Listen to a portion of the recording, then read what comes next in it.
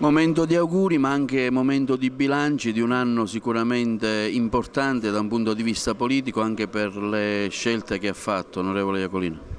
Sì, una giornata importante, siamo a un passo dal Natale, un Natale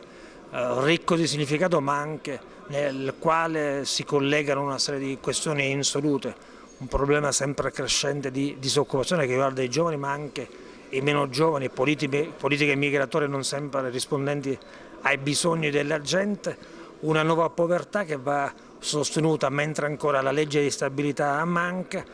Occorre incalzare fortemente il governo, sia quello nazionale ma anche quello regionale, per garantire crescita, sostenibilità, sviluppo. Ci sono progetti nuovi, Orizzonte 2020 che ha previsto circa 70 miliardi di euro per le piccole e medie imprese, ma per le università, ma anche per gli enti locali. Bisogna lavorare su energia,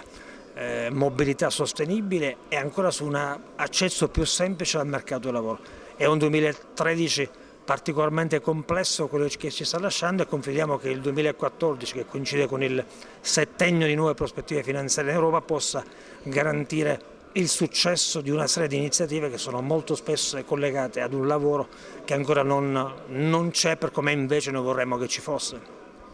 Ricordiamo anche l'importante legge che un mese fa lei è stato relatore per le attività illegali in Europa. Sì, il rapporto sul crimine organizzato, la corruzione e il riciclaggio, adesso la Procura europea, che è una sorta di estensione di quella nazionale, ancora le politiche migratorie e il diritto d'asilo. Ciò che è accaduto a Lampedusa è sintomatico di strutture di accoglienza che non sono di accoglienza, ma noi abbiamo anche il dovere di occuparci dei nostri giovani, di chi perde il lavoro, di chi ha la ricerca disperata di un lavoro. Quindi c'è una nuova povertà italiana e siciliana alla quale pure dobbiamo dare grandissima attenzione, confidando che vi siano condivisioni reali su una serie di misure, dalla riduzione del cuneo fiscale, dalla riduzione dei costi della politica, dall'abolizione di un Senato perché per come adesso è caratterizzato è un doppione della Camera, riduzione dei costi della politica, ma anche ammortizzatori sociali che vanno ripensati per non bloccare